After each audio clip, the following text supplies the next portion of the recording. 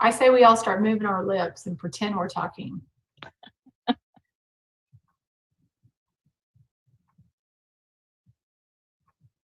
Let me know when you go live. Is Tina listening too? Okay.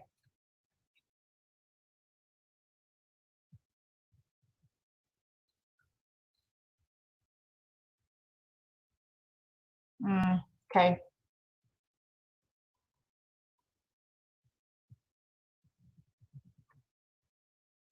Gotcha. I didn't think about you talking. Richard still can't hear us, by the way. I didn't think about you talking. Richard still can't hear us, by the way. Oh, turn that off. I'm hearing back, like I can hear that.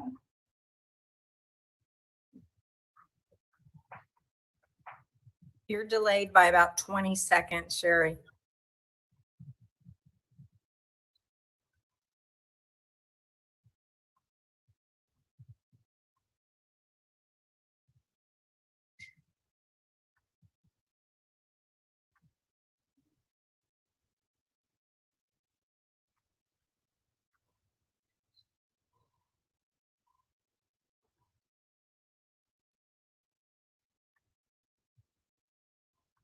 Okay.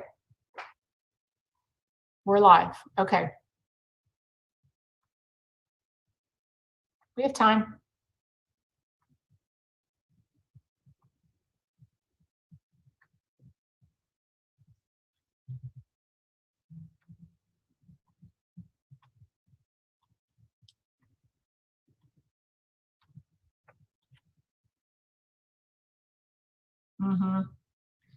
Am I still the host, Sean?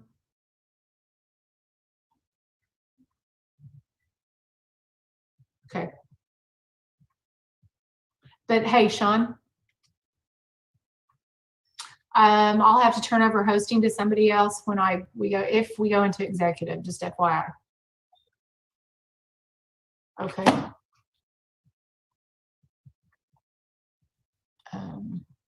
Hang on.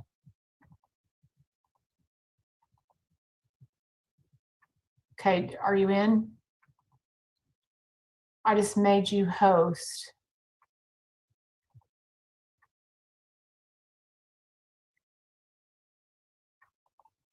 Okay.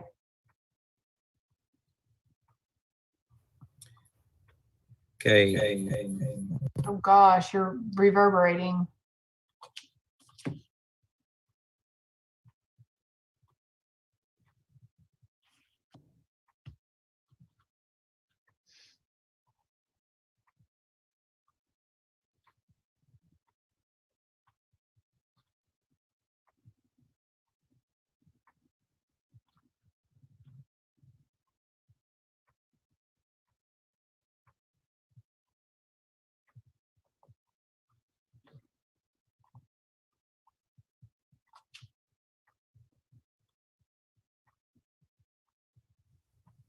Okay, I'm going to another room.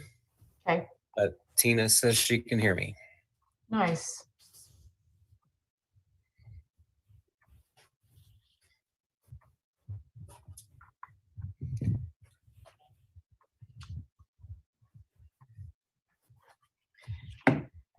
So I'm going to talk just a minute to see if Richard's also got sound. I know that's weird, but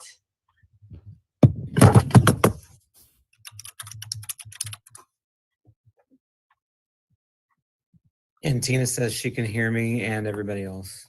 fabulous. Okay, sounds good.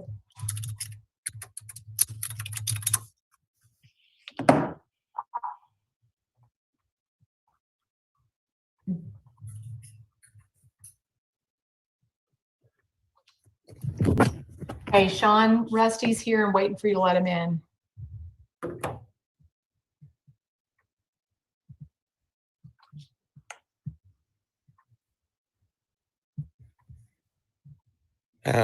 I'm not showing that. Okay, look on you're in here twice, so on your other account. Should Can we switch it to your other one? yeah, I'm gonna have to go to the other room. Yeah, sorry.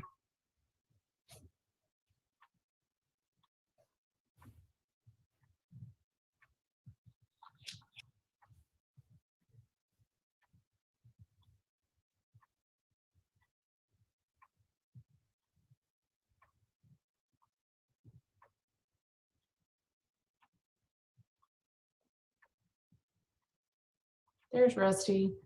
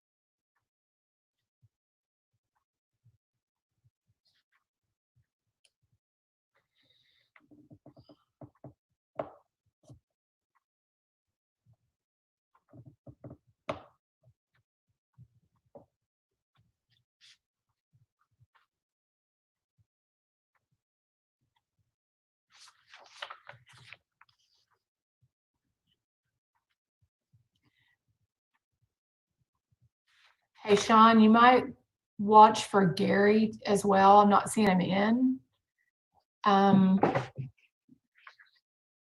So it might be tricky for you. If I see him waiting, I will let you know.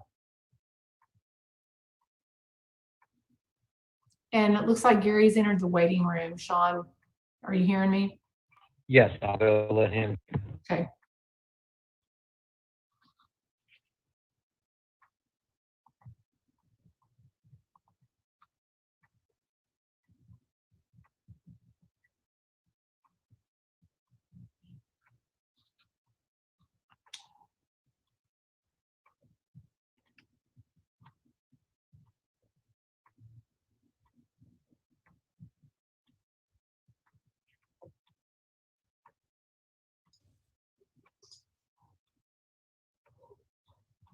Okay, if you're, Kim, go ahead and take your video off for now. Okay.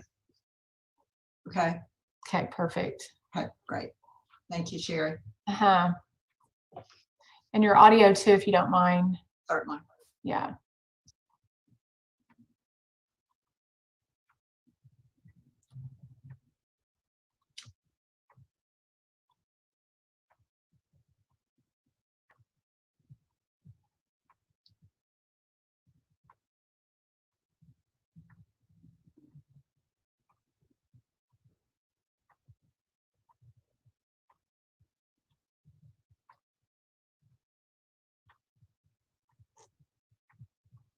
Sean, I hate to say this, but it looks like Gary's back in the waiting room. Okay, I'll go back.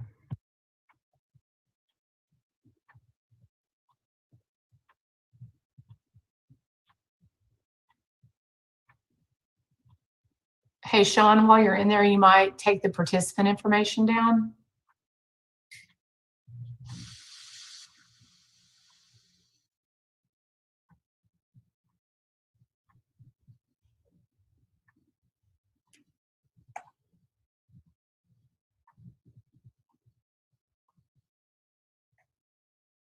I can. Okay. Do you have your participant screen pulled up on your other computer?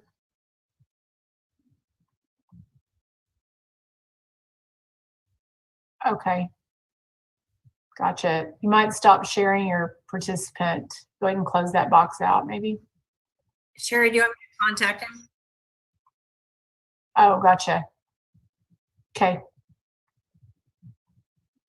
Sherry, you want me to contact Gary? No, he popped in and he's out. I'm not sure what's going on. We'll kind of watch for him. Right. I'm showing it 7 o'clock. Is that Yeah. Okay. Me too, Miss Wagner. Okay. All right. Welcome to the June 1st, 2020 Board of Education meeting for Sand Springs. I'll call the meeting to order and roll call, please. Gunn, Here. Mullins, Here. Noggle, Wagers, Here. Wagner. Here. And we will just move right on to our discussion items, starting with student and staff empowerment. I might make mention that Mr. Noggle is not here tonight. He's on vacation. Just so you all know that he actually did let us know that he was going to be gone this evening. There's a couple things I'd like to talk about with students and staff. As you know, we finished our distance learning platform back in May, and teachers' last day was the 25th of May as well. We went through a series of debrief meetings with all of our teachers in separate segments, separated by grade level and subject level at the secondary level, and had some really great feedback from that 6-week period, and really had an opportunity to understand lessons learned. Sean is going to share his screen in just a moment and take you through some of those discussion points that we went through. So Sean, if you don't mind, I'm going to let you go ahead and share your screen and take them through some information you have. Okay. And if this locks up for any reason, Sherry, you may need to share that while I talk. Okay.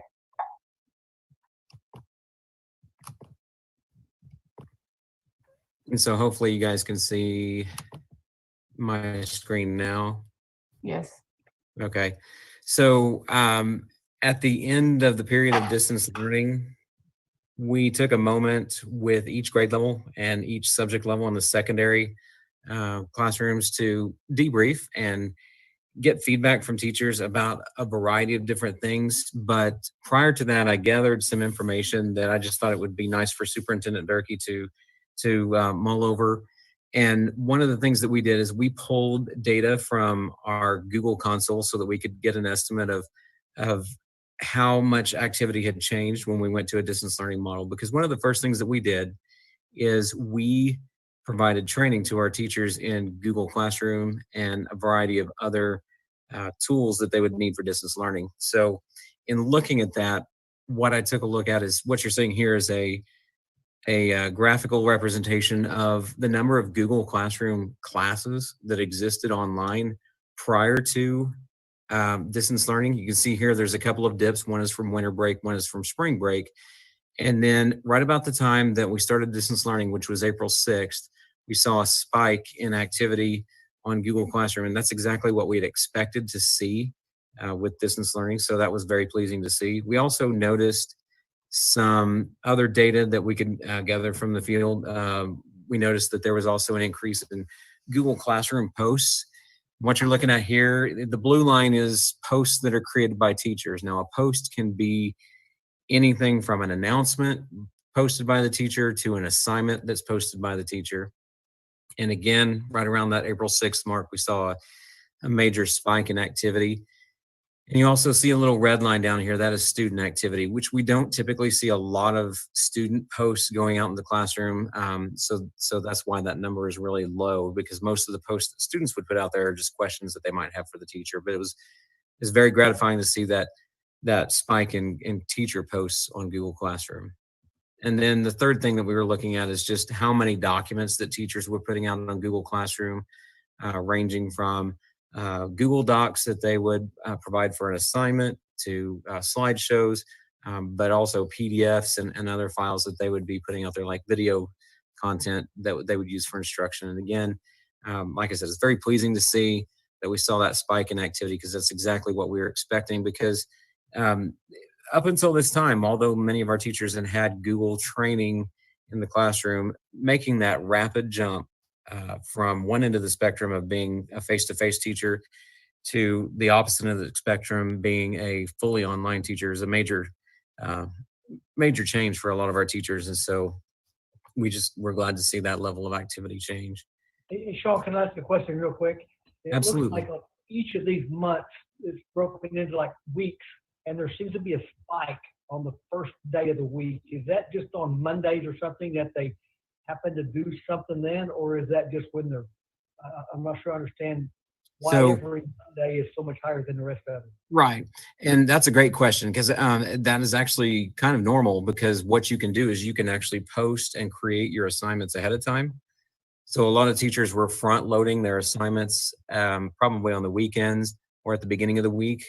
And so they might put everything that's out there Monday through Friday on a Sunday or a Monday. And that's why you'd see that spike and then a drop, and then it would spike again. Yeah. So in presenting this, we presented this same data to our teachers, but we also put out this little debrief document where we asked them a series of 5 questions, and we wanted to gauge their feedback on what they've learned since spring break, from the time that we provided training, what they're learning now as a result of being in the middle of distance learning, how they felt distance learning affected our families and our students, and then also how distance learning affected their instruction during the time that we were working online with students. Then finally, the 5th question we asked them is, how do they see their experience changing the way they teach in the future? And what we've done is we pulled these questions into a poll everywhere, live poll that we could do while we were doing a Zoom meeting like this one with our teachers. And so these are just some of the comments that we got back. The first question, what have I learned since spring break?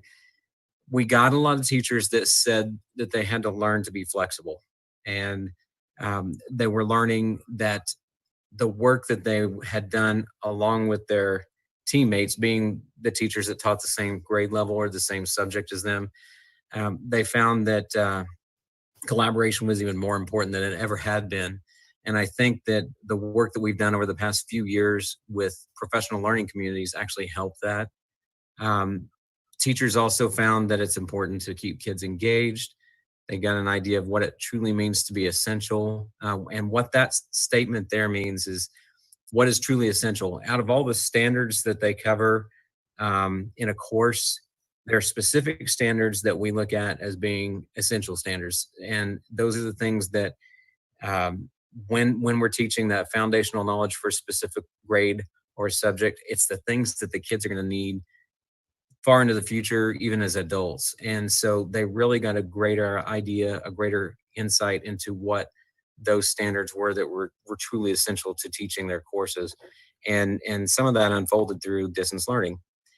They also found certain things that we kind of expected. Students miss school. They miss being around their peers. They miss being around their teachers. And that came out in a lot of the activity that they did when they did meetings with their students. Couple of things that we kind of expected as well. Not holding students accountable for their learning can lead to very low student participation. And that is more than anything a side effect of the guidance that we were given. None of these children, none of these teachers, none of us as administrators or a school board really expected to be thrust into this kind of environment. And rather than make this a period that was punitive and kids would be punished for not doing their work, we wanted to make it a learning experience where they could gain some insight, but again, moving forward, they would be able to maintain or raise their grade without being punished. And as a result of that, some kids decided that they were fine with their grade the way it was, and they wanted to just kind of not participate. But we polled teachers across the district. We looked at different sites, different grade levels, and different subjects. And we found that it varied a little bit across the district. You know, we had some kids that really enjoyed being online and thrived in that environment, while others did not. and again, something to be expected. One wonderful comment that I really love here is our district can hang with any district across the country. We've been well prepared. That just tells us that we're doing something right in trying to get our teachers prepared for instructional technology and teaching online, but we weren't quite there yet, and we still have some work to do. And then I had to accept the fact that my image of what my teaching should look like wasn't realistic. When you go from a face-to-face environment, like I said earlier, to a strictly online environment, the amount of work that you share with kids online changes. The type of work and the quality of work is drastically different than when you're standing face-to-face in front of kids. And so I think teachers got a really good grasp of what that looks like. The second question we asked them is, what am I learning now? It's hard to teach without that interaction from students. It is. I've done online learning with students for many years, both teenagers and adults, and it without somebody to give you instant feedback. And I think we've all learned that from Zoom meetings, even without somebody to give you that face-to-face feedback of their understanding it or not, it's very hard to teach, and so it becomes very frustrating at times. Thinking about which types of activities did work with engagement and which ones didn't. Again, rethinking the process, learning about lots of new apps and platforms for teaching in the classroom and through distance learning. Even though we've picked a core unit of instructional tools that we gave our teachers training in back in March, right before April 6th hit, we also gave them a long list of options that were available to them that they could try to use in the classroom to make learning a little bit more engaging. And I think teachers not only took some of those things we gave them, but they also found things on their own and they shared those with their peers. So that was also a good thing. It allowed for some growth in our teachers. How to be more creative with lessons, coming up with ones that are not only productive, but fun and interactive. Learning that we are truly a team and parents want to be part of that team. I think we learned a huge amount about parent communication through this process. And then virtual class meetings matter, meaning that even though we are online and we have a Google Classroom where we can share and post assignments, we still needed to have that face-to-face, if you want to call it that, virtual meeting through platforms like this one, so that we could see the students and see their reactions and give them an opportunity to ask questions. And then teachers were really stretched as far as finding state and national resources that they could use as free online lessons as well. The third question we asked them was, how has this affected families and students? Sean, let me just ask one question on that last statement. Do we utilize Yes, the Oklahoma Digital Resources Library to make that available to our teachers where they can go there? I think there's a tremendous amount of information that's available through that.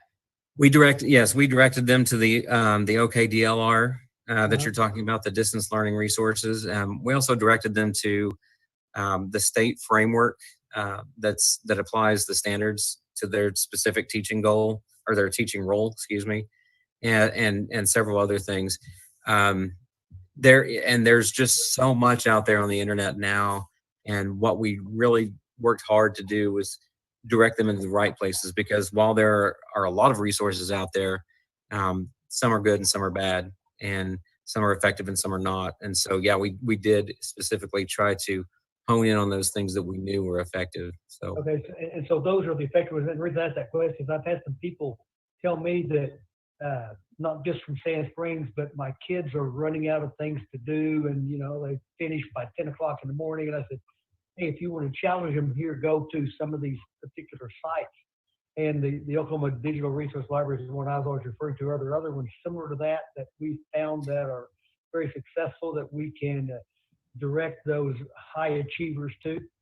there are, yes. And actually, one of the things that's a reflection of this debrief session is that we're going to provide some additional training at a later date in the summertime, so that we can provide our teachers with more training on what resources are out there.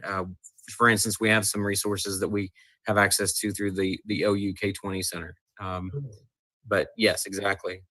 On that note, Sean, let me just pipe in a little bit, because as we talked to some of our teachers in our SSEA meetings, one of the questions I got was, please tell me that the virtual classrooms are going to be longer. Like, we're going to have to spend more time. And it was a pretty clear recognition that more time was essential to pull that off in a more robust way. So I thought that was really great feedback personally from a teaching standpoint, just that recognition, considering futuristically, if that this place is a place we find ourselves at some point during this new school year, that I think the expectation is those would be longer extensions of time for sure.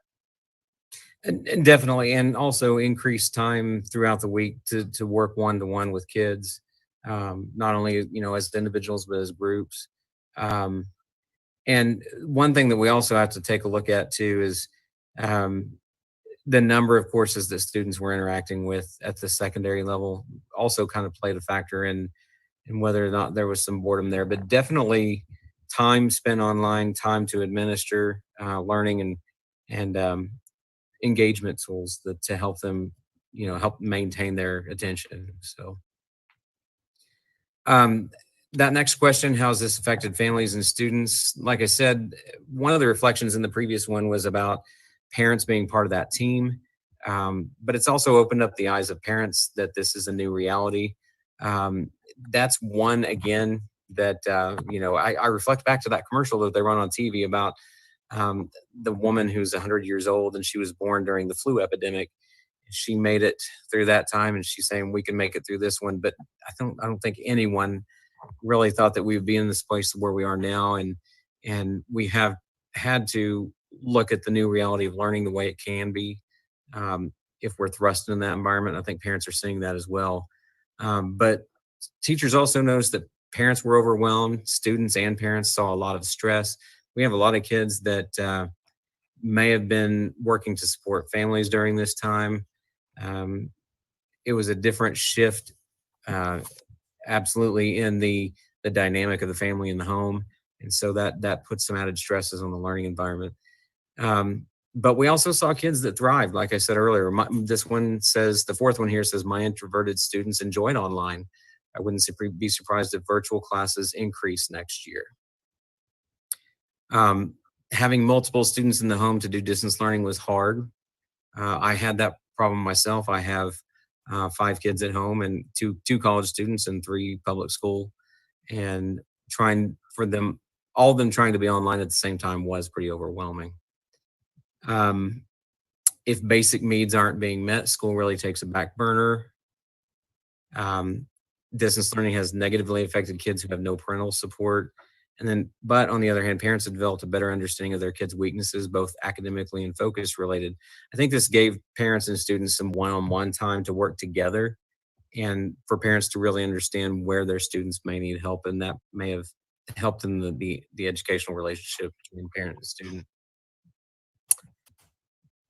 How has this affected my instruction? We get a lot of positive comments out of this one. Teachers really growing in terms of how they present their content online. And while we have Chromebooks in a great deal of our classrooms, we have Chromebook carts in classrooms ranging from 3rd grade up to 12th grade. I think that teachers are now realizing that they can do more blended learning in the classroom by instituting some of the tools that they learned about. But we did have one comment that a teacher said they felt useless because they had minimal participation. And again, it goes back to that needing to see the student on the other side of the screen to really feel like what they're doing is worthwhile. And we went through a lot of discussion about the effort and the amount of time that you put into creating your lessons, and that, no matter whether or not you get that feedback from students now, it might be feedback that you get far down the line. I had a specific response from one of my students that I had, I'm going to guess it was about 20 years ago, that he reached out to me and thanked me for what he had learned in my classroom and everything that I had done. Even though he didn't say it then, he's saying it now. And that's one of the things that we really put out there to our teachers, specifically in regard to this comment, is that just because you don't hear it now from the kids doesn't mean that they're not thankful for the process. I also think a portion of that comment came from teachers who were not core subject teachers. So some of our specials, like computer folks, PE, music, because we focused on core content. I think it Absolutely. was harder to get participation in their content. And so that was a comment I actually heard today from a teacher as well because of that reason. Yeah, absolutely. I mean, that is definitely true. Um, I always try to be mindful of engagement, but it was even more challenging not being face to face. Simplicity is key. I learned that though it may be difficult, some core lessons can be condensed and have the same learning value. Again, that goes back to instructional time. The amount of time needed for instruction online is very different from what it is face to face, not only because you have the ability to get your instructions out there specifically the way you need them and the content out there the way you want it delivered, but also because you may not have as many verbal questions going on in an online environment as you would in a face-to-face environment with 20 to 30 kids in a classroom. And I have to tell you with that comment, Sean, I wonder about the applicability of that idea to homework. True, definitely I true. mean, you gotta think through that. Yeah. Yeah, practice problems, the amount of homework delivered, absolutely. Allowed me to be creative with my lessons. I think teachers found new ways to create engaging lessons that they hadn't thought of before, just using some of the tools that they found online. But they also found more creativity with their low tech or no tech lessons that they deliver as well. I've been learning so much more about how to improve my teaching in the past 2 months than I would have otherwise. I learned to provide very explicit written directions. I thought I already did this well. So again, reflections on what we thought we were doing right, and maybe having an impact on how we go forward, which was this last question. How will this change how we deliver instruction in the future? A lot of teachers said that they were going to incorporate more technology into what they do. The thing that I think that sometimes parents might fear when they hear that is that more technology may mean that it's more difficult, but that's not necessarily always true. I think it's just going to allow the kids to understand the content in ways that align with their learning styles and the way they do things now and in the environment that we live in this day and age. More tech devices in early grades, more parent workshops to guide them. Those are two reflections that we have discussed internally, that we've discussed with teachers as well, trying to find ways to provide parents with the information that they need for their children to be successful, for them to communicate with us as a district. Those are all topics that we've gleaned from this experience that we've discussed a lot of lately. Sometimes you just have to provide laughter. One teacher said, I'm creating a virtual classroom. And that's one of the things that we're going to impart to our teachers. Again, this is something that even though you're going to be face to face next fall, it's our hope that if we're able to go back to normal, that they can still continue to do the same things with the same tools as we did during blended learning or distance learning. So spending less class time on direct instruction and more on guiding and facilitating practice. I think that goes back to that old concept of project-based learning or experiential learning. Kids learn a lot more by doing than just being a passive observer. So I think teachers are learning more of that through this process. And then just communication. We learned a lot about parent communication. Going to parents through email was one that came up quite a bit. And then having a plan B for strong, engaging, and fun curriculum that can all be done via technology will be essential. So that was the last question that we had. But did anybody else have any questions or comments about the debrief that we went through with our teachers?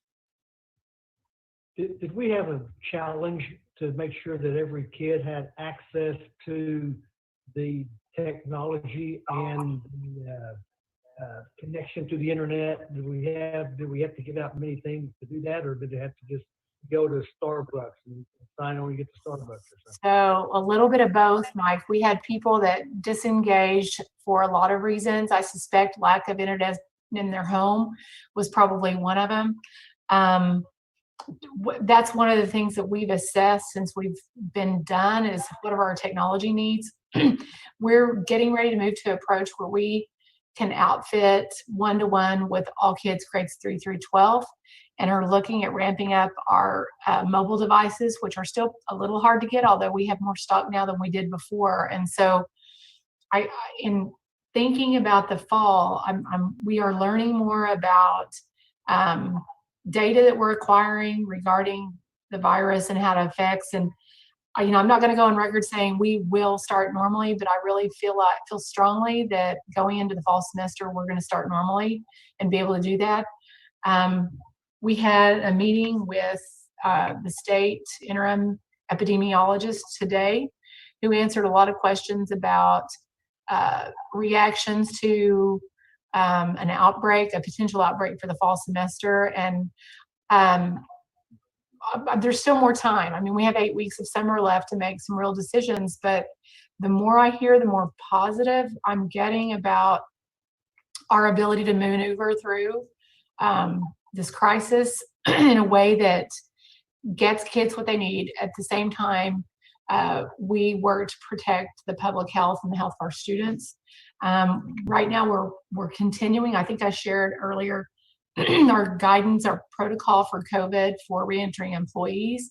We're in the process of adding to that guidance to talk about student interaction and students reentering the picture. And so I think a lot more lessons are going to come in the future, but the information we received this afternoon was really helpful. The State Department will be coming out with their reentry framework this week, and so we'll get a chance to kind of plug that into the equation and talk about maybe small school closures for short periods of times. Potentially, I suspect that when we start normally in the fall, there could be intermittent times, kind of equated to where we were at with the carbon monoxide issue that we had at Clyde Boyd a few years ago, where we literally shut down that site for 3 days to mitigate that problem. And this is way bigger than that. I'm not minimizing this problem, but I'm just hopeful and becoming more positive as the weeks go by that we'll have some better strategies and better data that will help us guide decision making, which is really where we're at, is using information that we have to make the best decisions going forward. Do we have the actual numbers of engagement by site? Sean, do we have, I mean, you have classrooms. I don't know if you have actual like students online.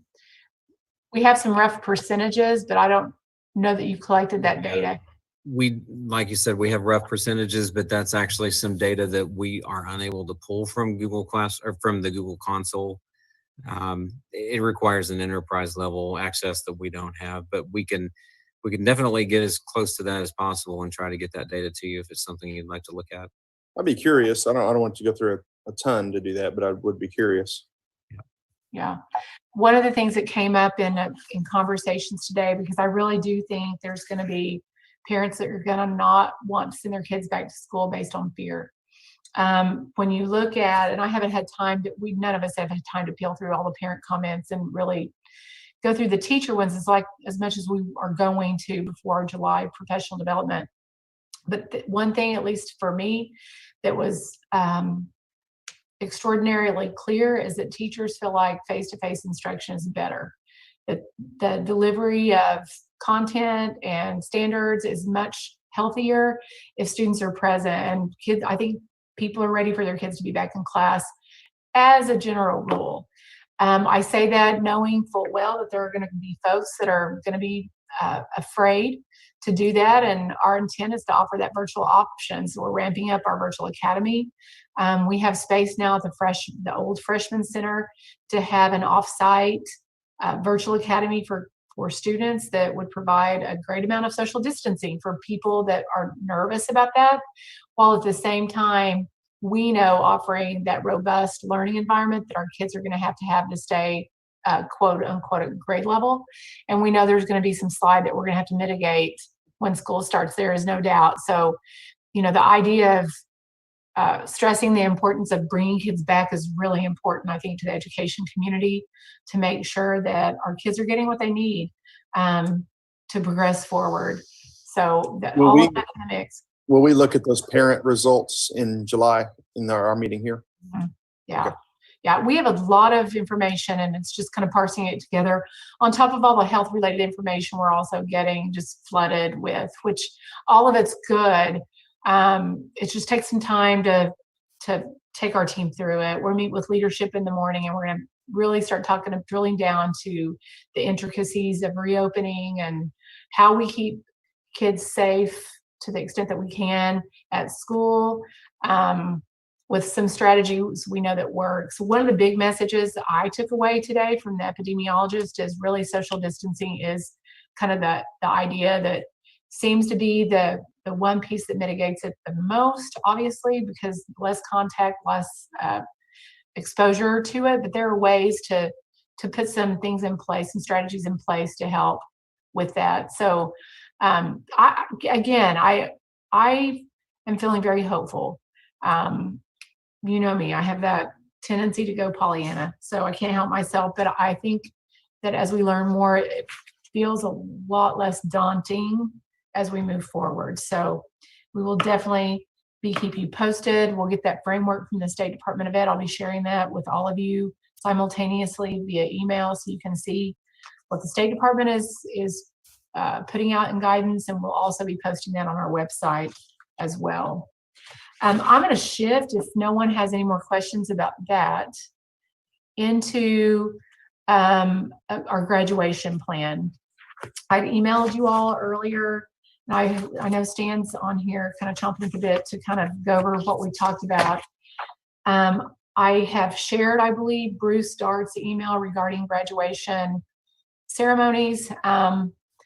We know that there's CDC guidance that aren't regulatory, but offer some framework and parameters about how to deal with large group gatherings.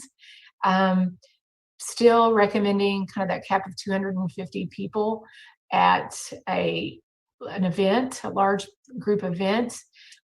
We called a meeting Friday morning with our high school team. So our assistant principals, of course, Mr. Trout, our counselors, and then district level staffs, our cabinet, and really talked through and heard literally from everyone about what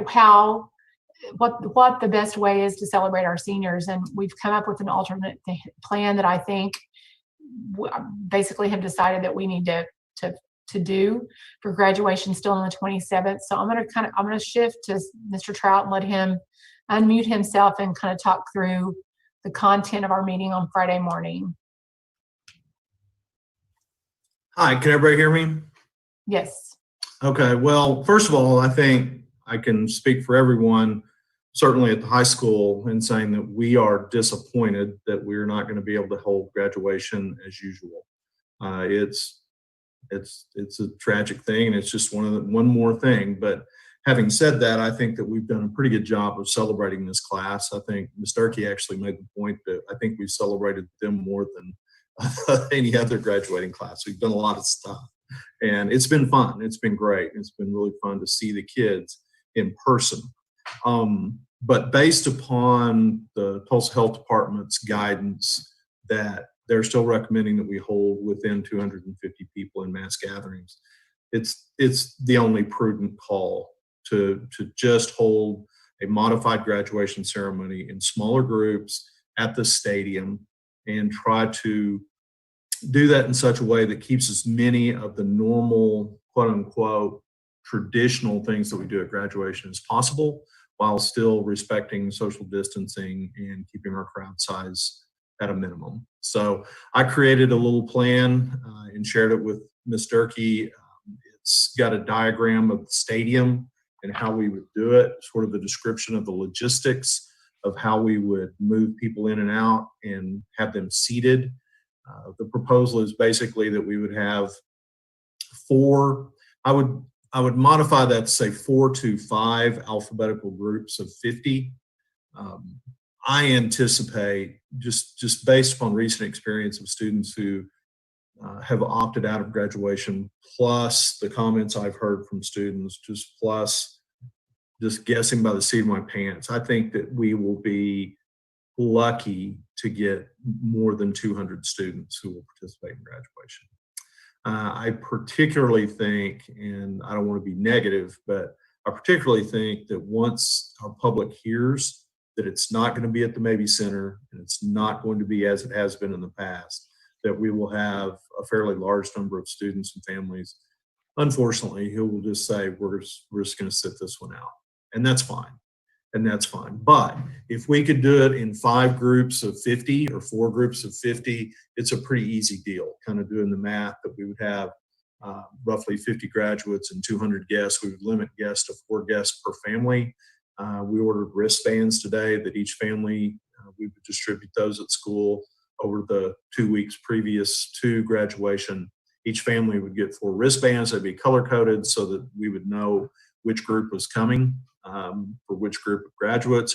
We would run through probably about a 10-15 minute graduation ceremony with some remarks from me, Ms. Durkee, Frank Cooper, and perhaps our senior honor speakers.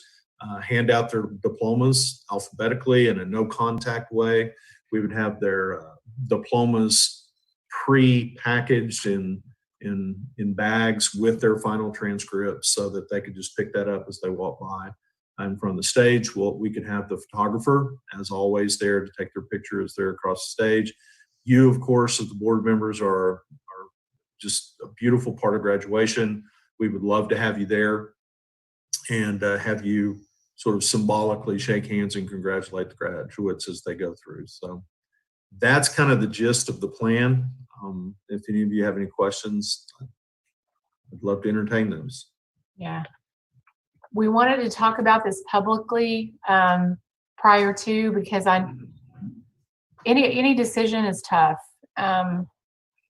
You have to funnel through a lot of information, have a few sleepless nights, quite frankly, kind of sifting through best case scenarios to come to a good conclusion. And this one was a tough one. But we wanted you to hear this publicly before we announce, because our intention is to announce tomorrow. I know Mr. Trout talked about doing a survey, so we have a hard, fast number of expected guests, and so we know up front.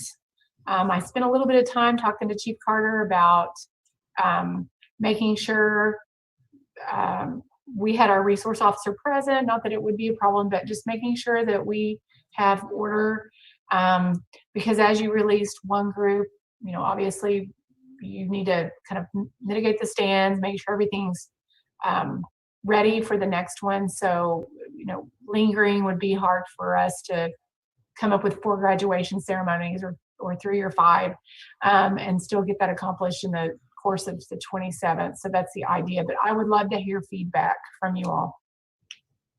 Is the thought right now, we do 4 or 5 of them and they each last 30, 45 minutes or something like that. So it's going to be a while.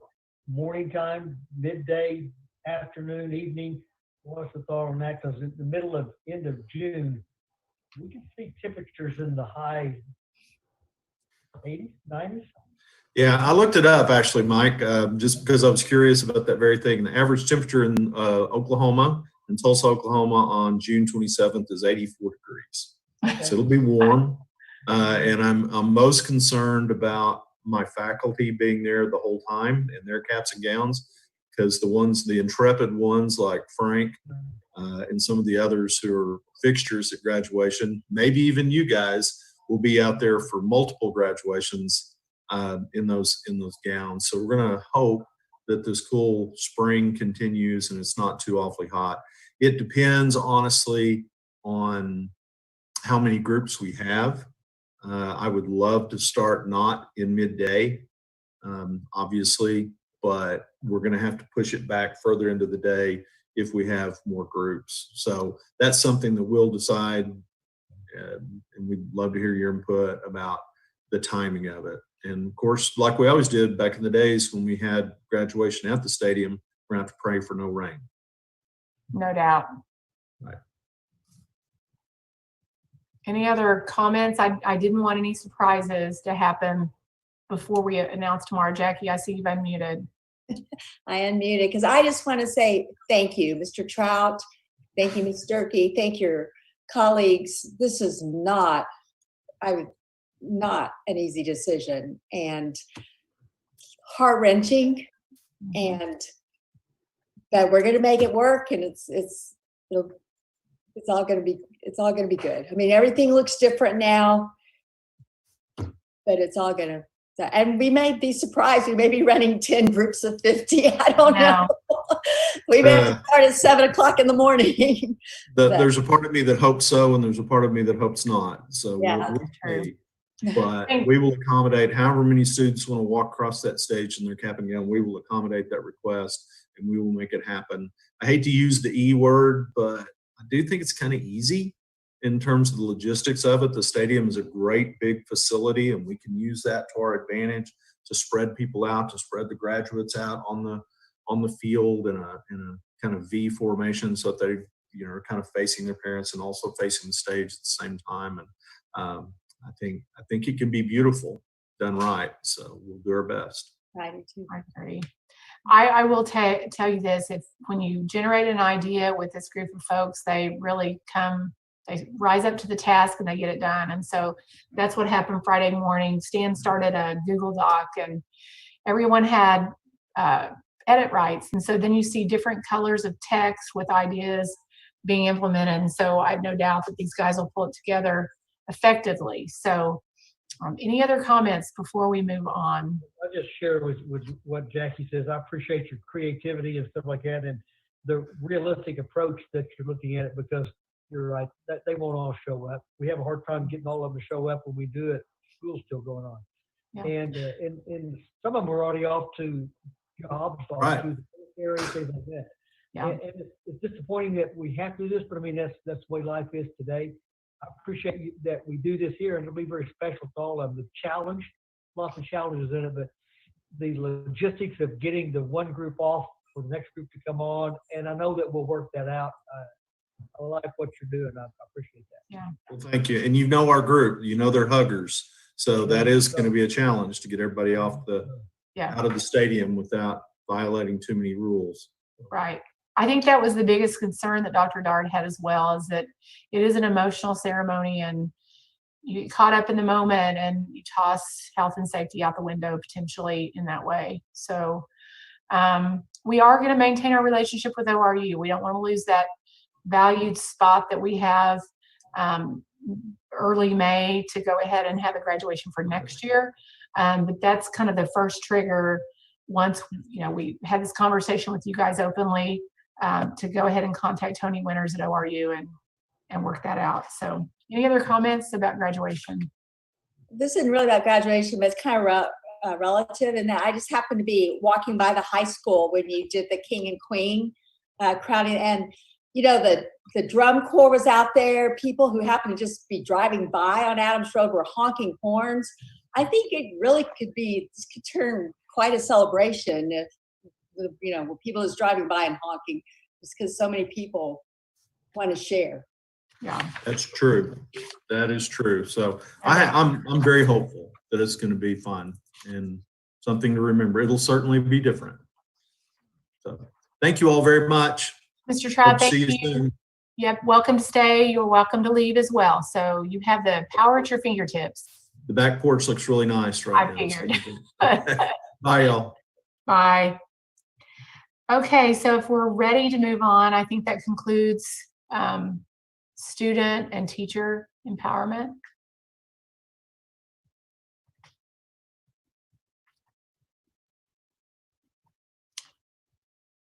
You are muted, Ms. Wagner.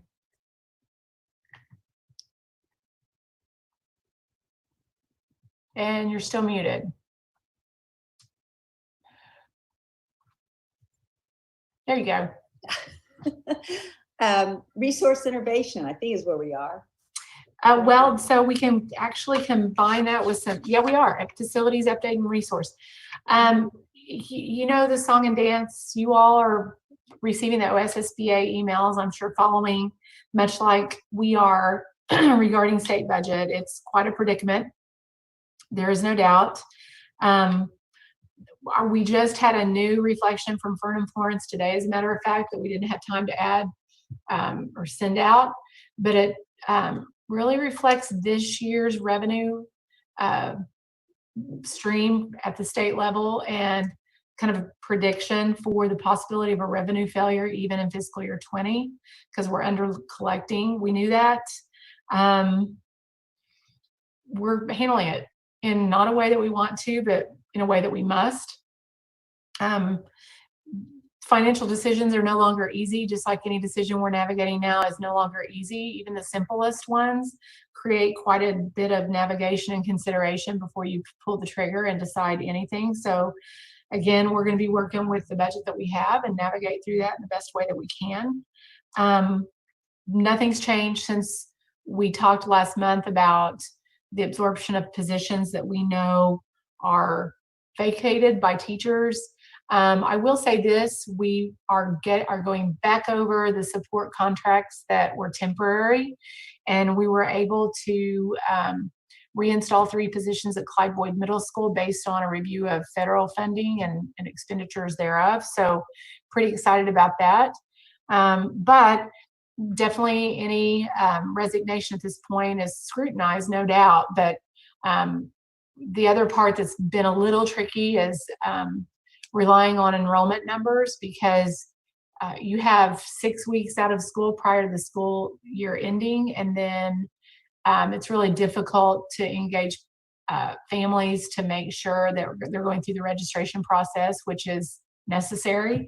So we're spending time contacting people and parents to make sure we have solid information regarding enrollment. But the budget's going to be tough. There is no doubt. We're ready for it. We'll have a tough year next year. The suspicion is it could be a potential tough year in fiscal year 22 as well. And worse probably than at least I remember navigating through. But just like prior years, Mr. Trout, he's left the meeting, but he made a comment about in my entire tenure in education, this has just been kind of an ongoing saga over time that we have some revenue issues periodically. And this is a little bit sooner than I would like to have had since fiscal year 17, but it is where we're at. So again, the construction though at Charles Page High School is coming along wonderfully. I cannot wait for you all to be able to tour and see what's going on. I had the opportunity to take Kristen Arnold through the high school today. She walked in, she goes, "Oh my gosh, are they going to get done?" I said, "Yes."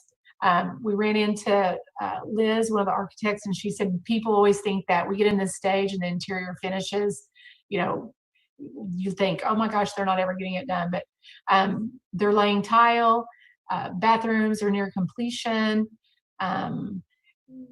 It's just amazing the kind of thing they're doing. Painting has started.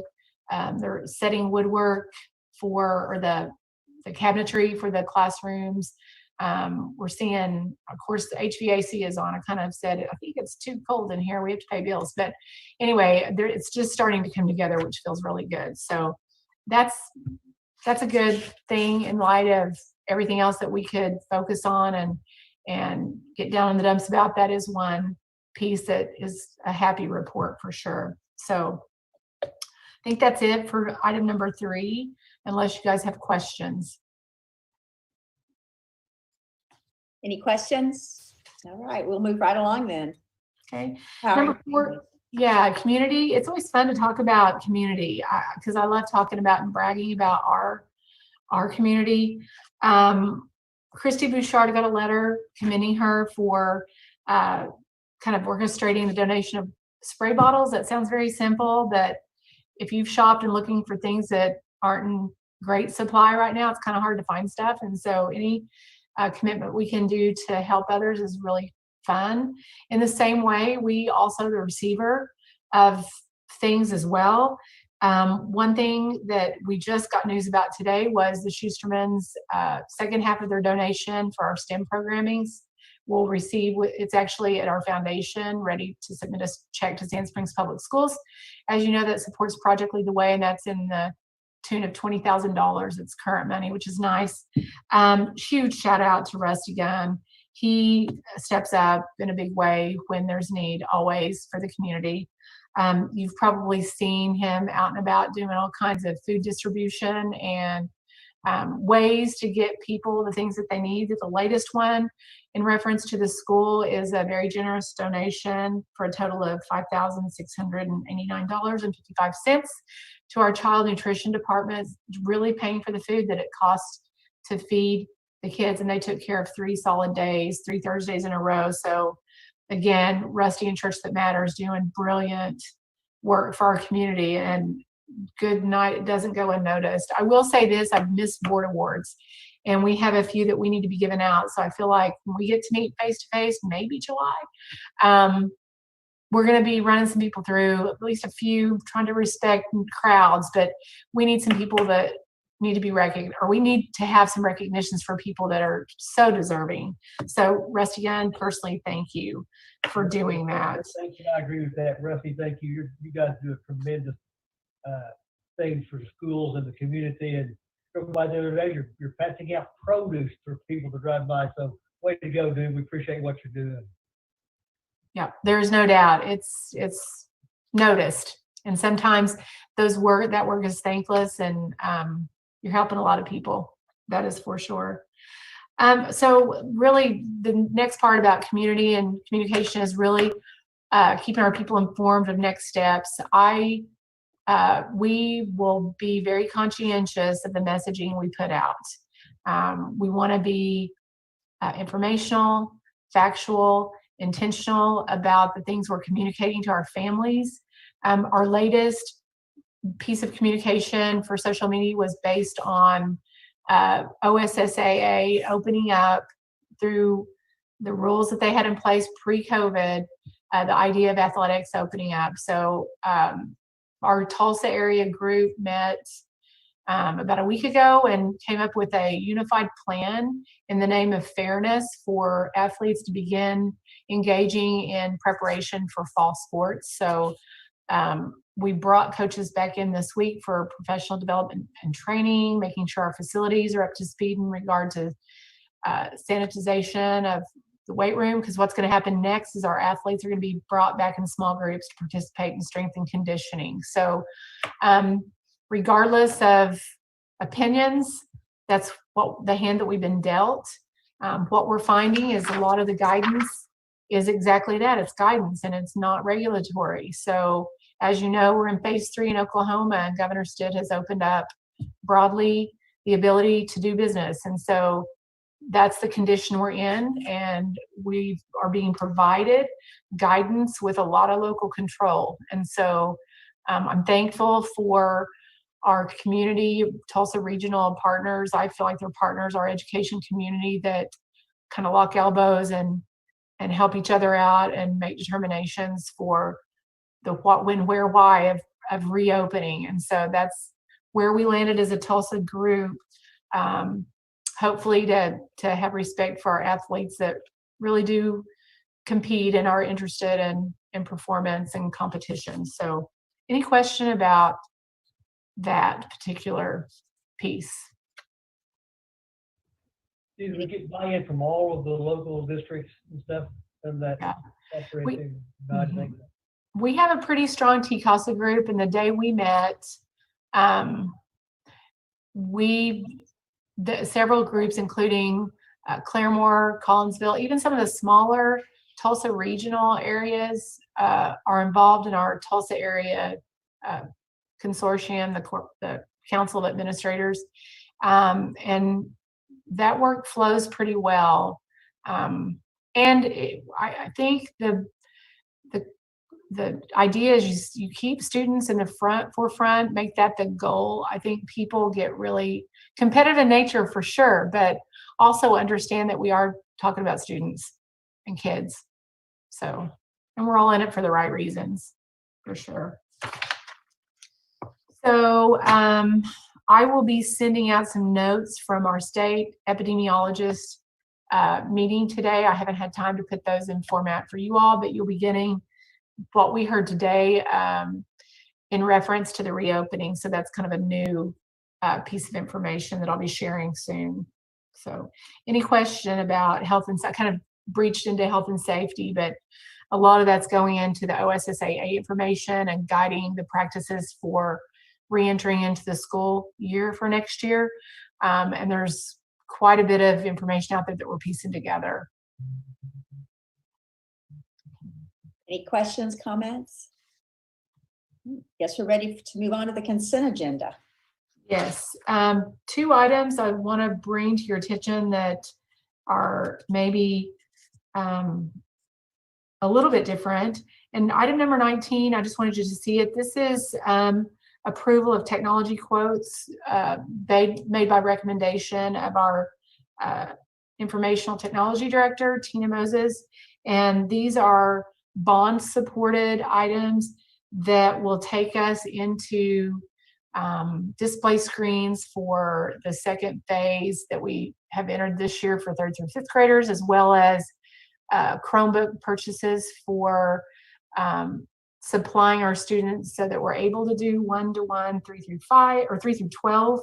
And then we actually have talked through, and I don't believe it's on here, but just something else that you might see later is the adoption of touchscreen for K2. We've been implementing iPad technology somewhat throughout the district in grades, actually pre-K through 2.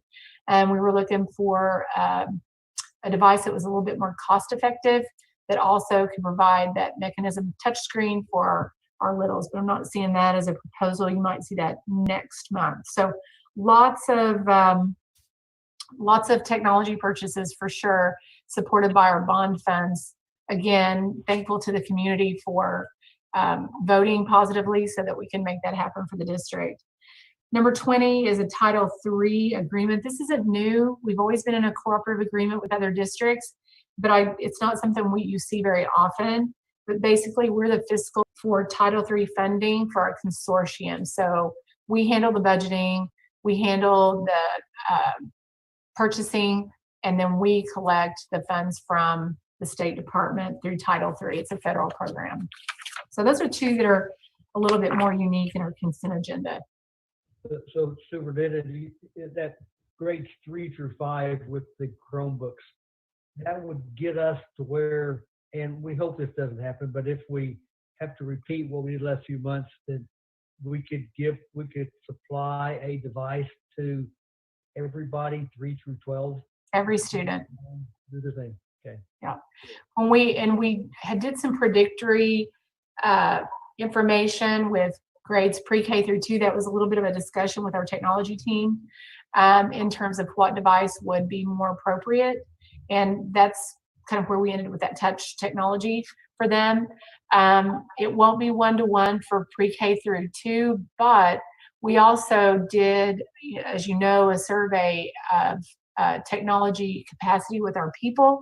It was a little tricky, but I do know that when we checked out Chromebooks to those families that needed a device, we checked out right at 1,000 devices during the last 6 weeks. So we know that about 20% needed it. So our calculation was based on 20% of the pre-K to grade 2 population.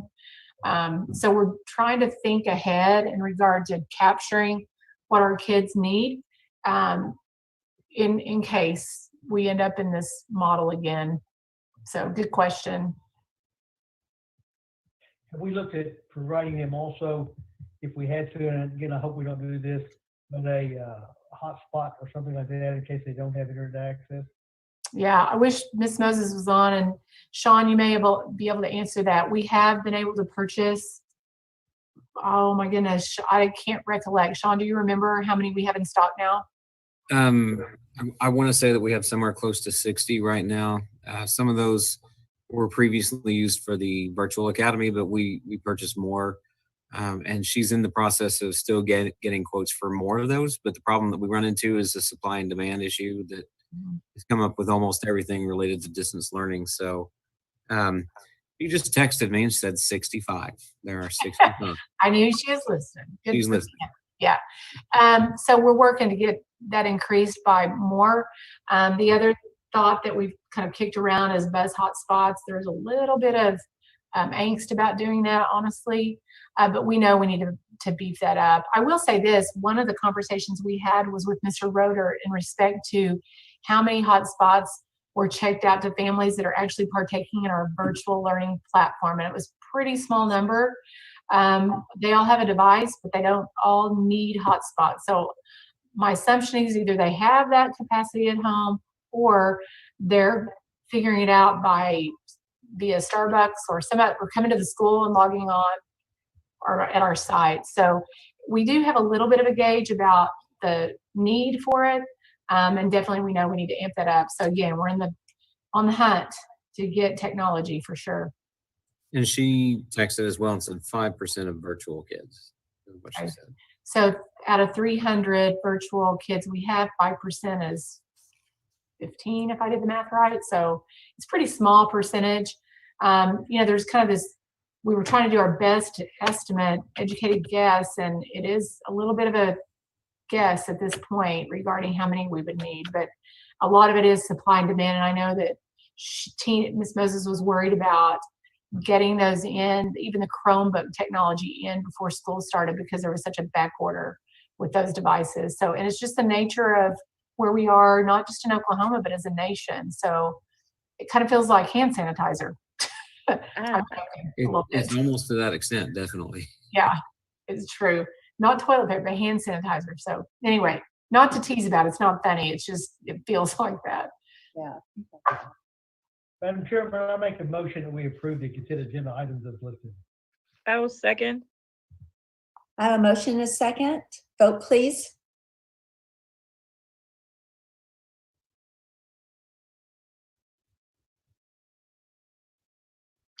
Okay. Gunn. Aye. Mullins, Aye. Wagers, Aye. Wagner. Aye. All right.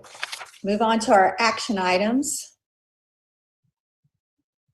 Do I hear a motion for proposed executive session for the employment of those listed positions?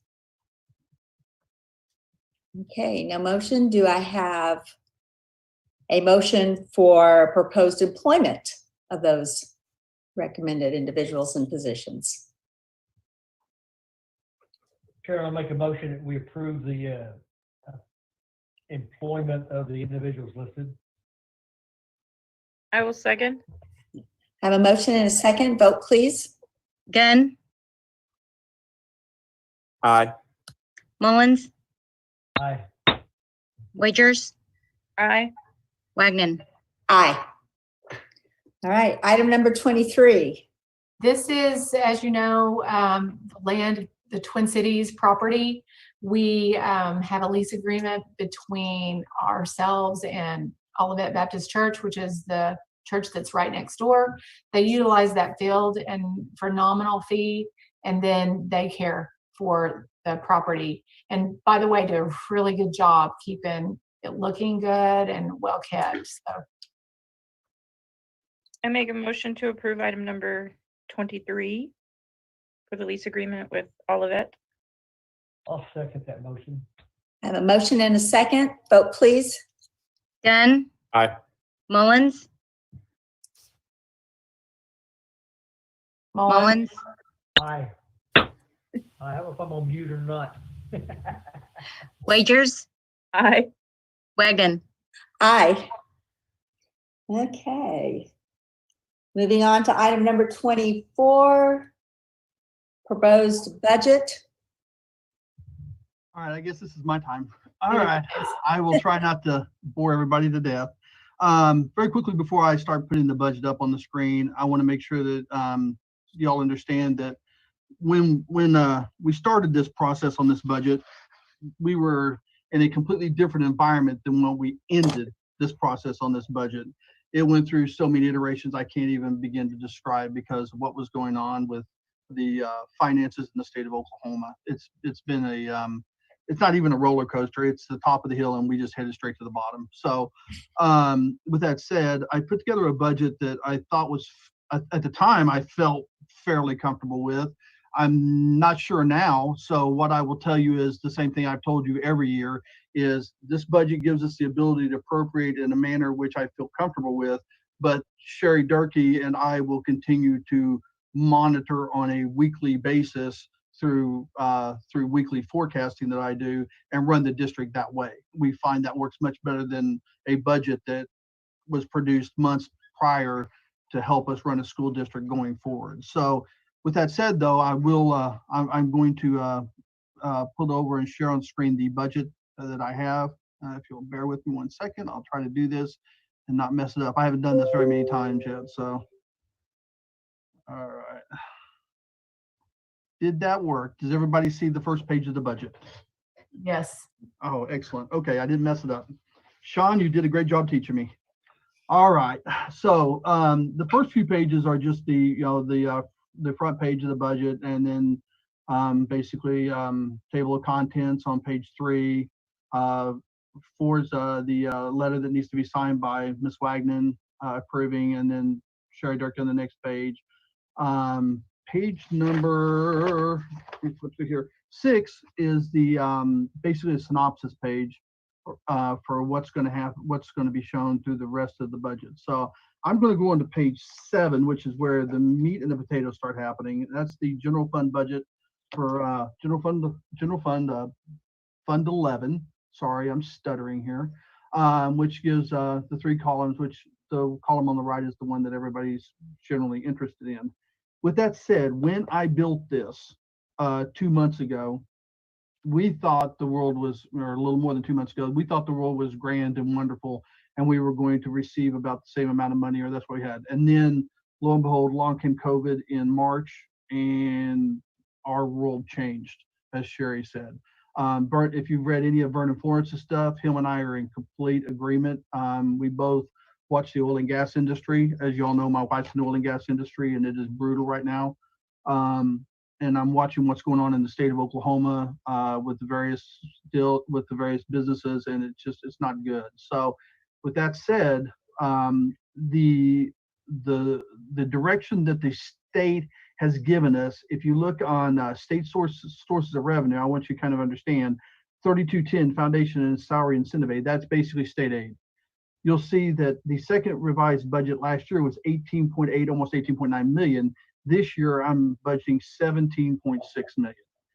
And I without a doubt would tell you that I think that's an optimistic number before we get to the end of this next year. But that's where they kind of have us in losing about 1.2 million right now on their budget that they put out with the weighted ADM and the adjustments that they made. You also notice that I have motor collections coming back down based upon the loss of the revenue that the Gary Watts had got for us, and as well as things as property taxes. You'll notice at the top line, local source of revenue, property taxes, both current year and prior year are coming down from last year a little bit because I feel like the collections are going to be down. Same with county formula, everywhere across the board. I just feel like it's going to be a reduction in revenues. And I believe superintendent kind of agrees with me looking at what's going on in the state. Now, not to say that they can't turn around, but I have to be conservative with my estimates, and so I'm doing so. The only place where you're going to see an increase is under federal source of revenue, line 4210, Title 1A.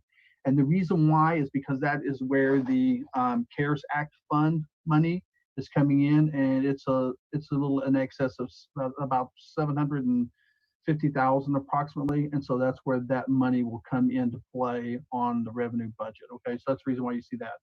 You get down to total revenues, you'll see the last budget we had was about 37.8 million is what we were anticipating. Now we're at 36.4, so we're 1.4 million down. And I would not be surprised to see that number drop some more before the year's out. Honestly, I just would not. You can see our fund balance is healthy, and this is the reason why we kept a healthy fund balance. Ms. Durkee's been very proactive in making sure that the fund balance within the Sand Springs School Districts stays healthy for these situations, and to guarantee that we won't have any hiccups running the school. And I feel very comfortable with that. Any questions on that first page? Okay, well, I'll move on to the second page, which is page number 8, which is the back side of that P&L, which is the expense side. Basically, I said we're going to receive it in. I've spent it. as far as appropriations go here. You'll notice that the numbers for like instruction have gone down some from 23.2 to 22.9. I expect to see with the things that Ms. Durkee is planning to do, I expect to see that number actually drop a little more on a Hey, Greg, number. Greg, can I Yeah, interrupt for 1 second? sure. So the chat box is open for public comment for anyone that would want to comment on this, because we are having a public hearing of the budget. Just I wanted to make that comment and make it clear.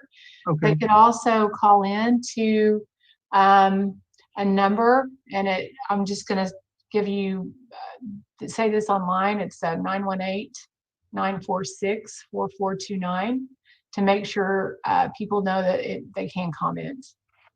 And if they Okay. don't see the chat on the YouTube channel, just refresh the screen and it will show up. Gotcha. Okay, great. Thank you.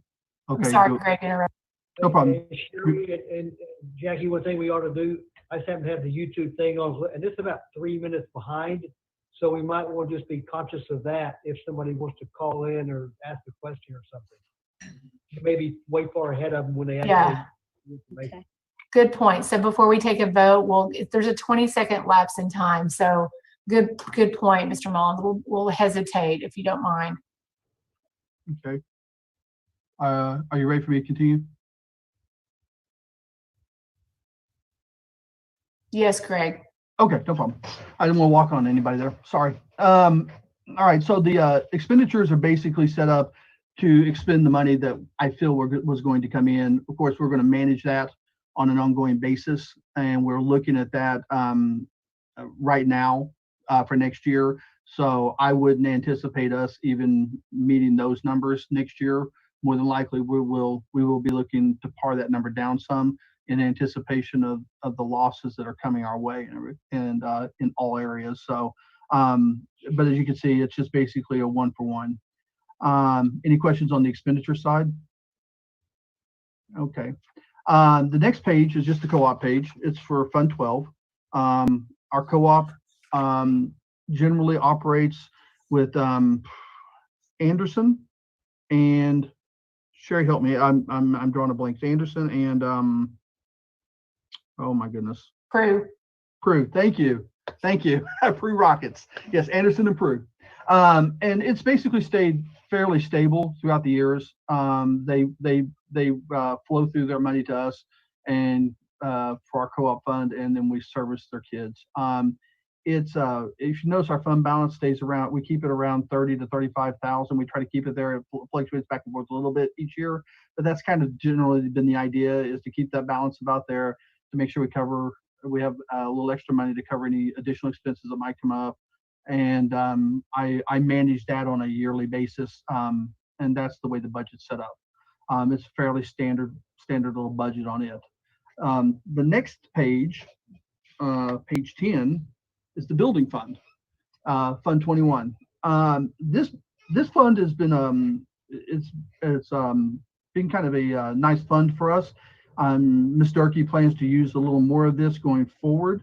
One of those projects being that's going to get some money spent out of it is the gym at Angus.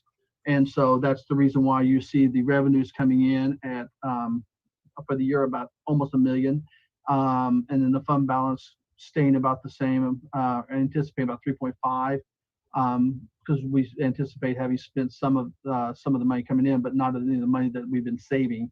And then I set it up again this next year, like I did last year, on the expense side, to allow us to have the money again available, because I'm pretty sure this next year we are going to get to the gym, and we will probably be spending some of that $2 million that you see on line 4600 building acquisition. And that money will be spent, most of that money will be spent on the Angus gym and putting it up. Any questions so far? All right, can I just add the absolutely. likelihood of bidding will be in September for this year. That's the projected time. We've been meeting pretty regularly with KKT and LD Kearns regarding kind of the timing of sending out competitive bids for that project, really geared toward getting the best bids possible on that project. So anyway, I just wanted you guys to know that. Okay. All right. The next one I want to talk about is Child Nutrition Fund, Fund 22. This has been a little bit of a interesting fund to have to deal with this year, due to the fact that we were rolling along fairly smooth. Ms. Pearson's budget was designed to mimic her previous years, where she was planning to spend somewhere around 30 or 40,000 of her fund balance and bring it down just a little more. And then lo and behold, March came along comes COVID, and her revenues disappear. A lot of it does disappear on her. And so you'll notice that the fund balance line 6,000 takes a dramatic dip from 846 to 780, then down to 567 or 568 approximately, best estimate on what's going on, but that's where she would end up right now. Being aware of that, we have taken and I mandated with her to bring her pricing up for next year so that she wouldn't eat into her fund balance anymore. And she's done that. And if you'll notice, her revenues have increased. They've gone from 2.56 to 2,637 on total revenue. So she increased her revenues, enough, hopefully, to now mask or cover up next year what would have been a $40,000 or $50,000 loss. Now she's going to actually hopefully flip it over and start actually increasing fund balance again a little bit, or at least break even. Her goal is to break even. I'm hoping that hopefully she'll exceed that a little bit. But that was the way the budget was laid out for this upcoming year once COVID hit and we started seeing what was happening. Of course, it's a major guess with the child nutrition budget, honestly, folks, because we don't know what's going to happen with school. The anticipation, my understanding, is to open school and go gangbusters. But Ms. Durkee and Mr. Arnold and Mr. Beard are dealing with multiple scenarios that would involve different things happening to our school, and all of those could affect child nutrition. So this is our best guess on this one, honestly. And it's our best estimate, saying that we're going to go forward and we're going to operate school like we do every year. And that's just basically what we're looking at here. So, Hey, Mr. Morris, can I interrupt one more time just to Oh, kind of absolutely. clarify something with the Angus project? That Okay.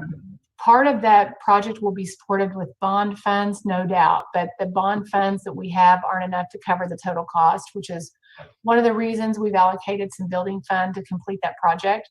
And another reason we want to be selective in regard to the timing for the bid process.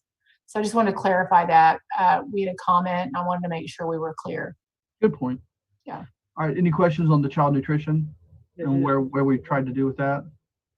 One real quick, Greg. Yeah, Mr. Mullins. So there's a limit on the amount of surplus you can have without being penalized on your federal fund. We're not close to that, are we?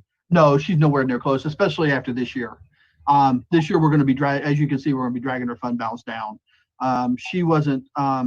She was getting closer, and she was going to have to start looking at it if we should have kept earning money, or about 3 years ago. But if you notice, she's gone down from 846 to 780. Now she's going to be down in the fives when she finishes this year. So yeah, she's nowhere near it. Okay. Yeah, but good question. But yeah, no, she doesn't have anything to worry about now. So, all right, then I will move on to very quickly the bond funds. The bond funds are just the bond funds. What we're going to receive next year, next May, which is 6.145 million, which is what was passed for. Quickly, that breakdown is 2.325 million is set aside for Northwoods, 1.82 million is set aside for the STEM Center. That's 4.145 million. That leaves you 2 million left over for operational aspects from the new bond. And then so down below is the summary of expenditures, and that's just basically showing that we're going to expend the bonds and what's left in the fund balance, or which we do every year. We say we're going to spend it all. We don't necessarily do that, but it gives us the appropriation and the ability to go grab all the money that's out there in the bonds to spend it if we need to. And it's just been a basic standard operating procedure for us whenever it comes to bond funds. It's just to make it available, but not necessarily use it unless Ms. Durkee feels it's something that's needed and necessary. And then we use the bond funds for their intended purposes. I.e., she was saying that we have and one of the great things about the bond funds is it specifies where we're going to spend our money, and so we know it's going to go to specific things, i.e., the gym, things of that nature. Okay. The last debt service revenue on the next page, which is page, make sure I 13,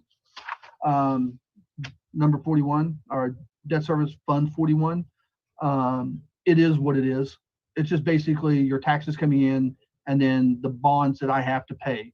So this is where I pay on the operational bonds, out of the sinking fund, and it is basically statutory and what our loan agreements are. There's no guessing on that one, so it's kind of an easy one to do. The last page is our gift fund and workers' comp fund. The gift fund is what it is. It's basically money that's been received, i.e. Webco, things of that nature, and for specific purposes. And I've got the expenditures laid out in there, along with an estimate of what I think might come in next year. I put it at 150 grand. I could be off. Sometimes, like this year, Webco donated a lot of money this year to the school district on top of other donations we received. So I think we did very well when we look at the actuals. When we go to look at the actuals here in another 3 months, we'll probably find that we did very well with our donations and stuff that came into the school district. And then, of course, the workers' comp fund, that's the one where we had the worker who was hurt on the job, but even before Mr. Watts was here. So quite a while ago, she did pass away. About a year ago, a year and a half ago, we had this discussion. I still have not received notification from workers' comp, even though I've asked them many times, hey, what do you want to do? So at this point, I'm just holding the money in advance and waiting until we get paperwork. At whatever point in time they decide to move forward. I'm kind of at their mercy with this one. So that pretty much concludes the budget. Hopefully I didn't take up too much of your time. If you have any questions, please feel free. All right, I'm gonna stop. Any questions? I'm gonna stop the share. Hey, there, I'm back. Any questions? Yeah, I agree. I think some of the components of the revenue sources are still, could take some hits without a doubt. Oh yeah. Fortunately. Yeah, you see what's going on in the economy. I mean, I'm with my wife being the CFO of oil and gas company, I can tell you that it has been brutal. I watched her lay off 25% of her workforce and the remainder take a 10% cut.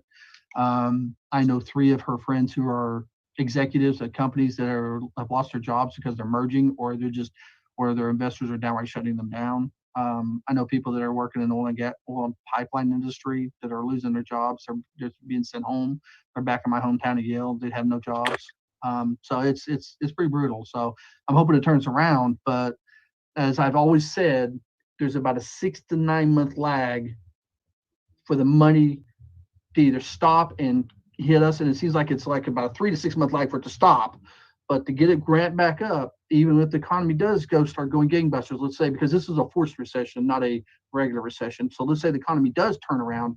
I've told Mr. Durkee, I would not anticipate anything great happening back into the state for at least 6 months, even because it takes that much time for the jobs to come back and for things start flowing and then it work its way through our system and finally get back down to our pockets. So it's going to be a tender time for us, honestly. We're looking at I think we're looking at back at 17, 18, time frame, what it was like back then when we had revenue failures. I would not be surprised to see a revenue failure next year. I just wouldn't, even on the budget that they put out. So, but that's my best guess at this point. Time will tell. Yes. Sure.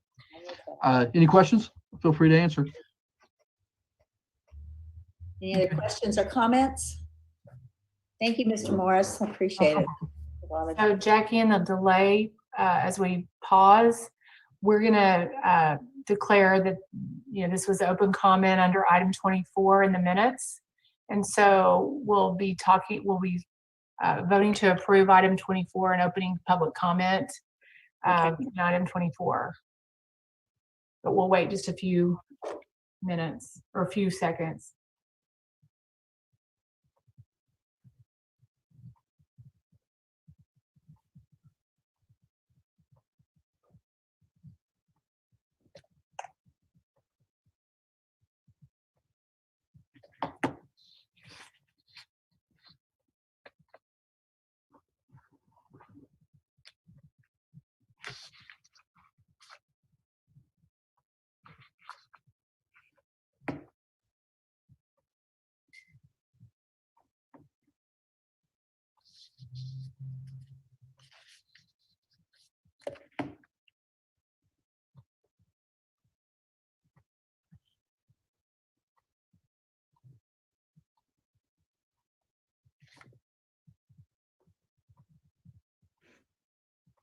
Okay, it looks like we may be at the end of that comment period necessary to pause, Ms. Wagner.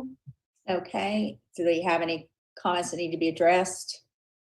Just the one question about the utilization of our bond fund for the Angus Gym, which is true, but we'll have to complement that with some matching funds from our building fund to complete that project. That was the only question. Okay. All right, so do I have a motion to accept the proposed budget? So we're voting on item 24 to open up the hearing and basically close the public hearing first and then vote on Okay, that's 25. All right, so do I have a motion for item number 24, public hearing of proposed district budget for 2021 fiscal year? I make a motion to approve item number 24. I'll second. Have a motion and a second. Vote, please.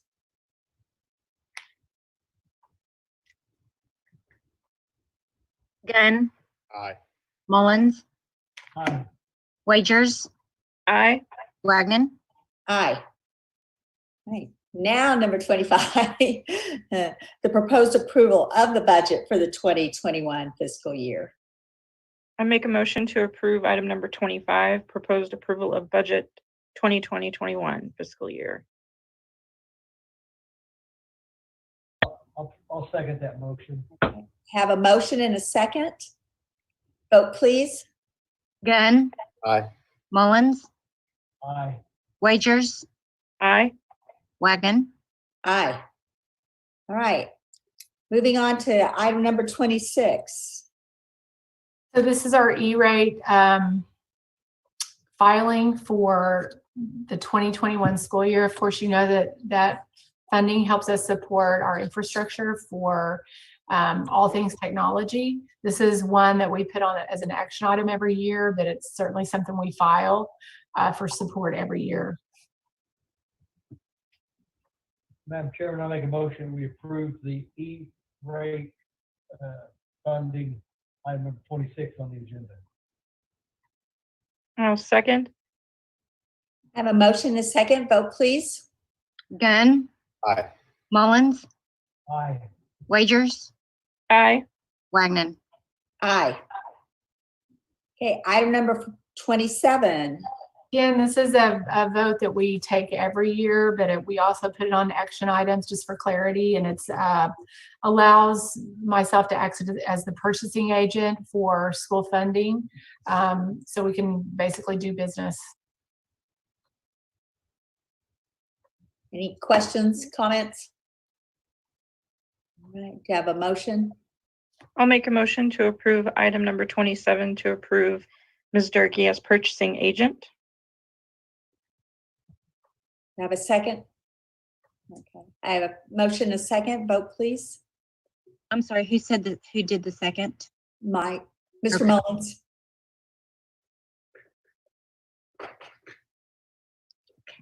Gunn, Aye. Mullins, Aye.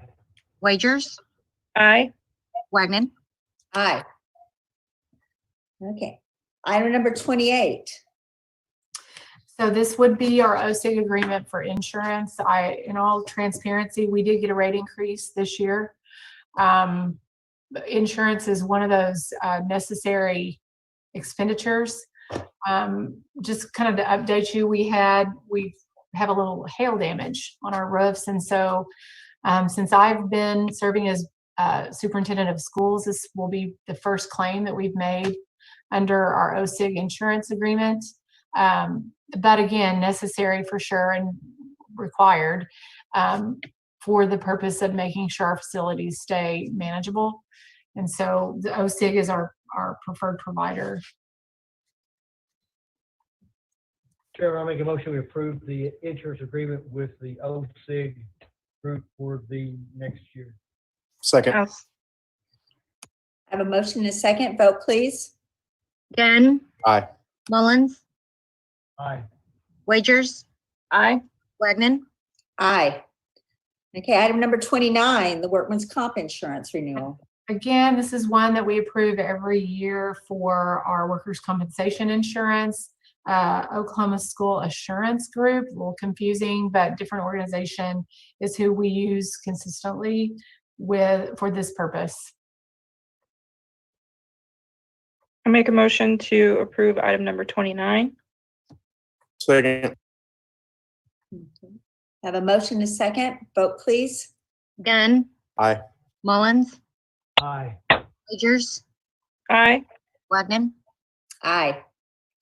And number 30, proposed approval of the 2023 contract for Ms. Durkee, Superintendent of Schools. I don't know about that one. I'll make a motion that we approve the contract as written. I will second. I have a motion and a second. Vote please. Gunn, Aye. Mullins, Thank you, Ms. Durkee. I vote aye. Wagers, Aye. Wagner. Aye. Thank you, guys. It's a privilege, and you know that. Thank you for navigating the crisis management. This is, Let me say one thing too, Superintendent Durkee. You left this off on the announcements that Superintendent Durkee is the Superintendent of the Year in Division Region 5 of the state of Oklahoma. Now you're in the running for the Superintendent of the Year in the state of Oklahoma. What an honor. We're privileged to have you as our leader. We appreciate you. You know, here's the thing, when you lead around a governance team that operates like you guys do and a leadership team that is highly competent, that's what shines. So I just have the honor of doing that. So thank you, Mr. Mullins. I appreciate that. congratulations. Thank you.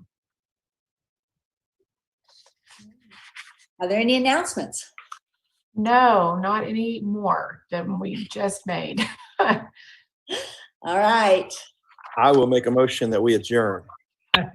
Second. All right. I have a motion and a second. Vote please. Gunn, Aye. Mullins, Aye. Wagers, Aye. Wagner. Aye. All right. That concludes our board meeting. All right. Thank you, guys. You guys have a good evening.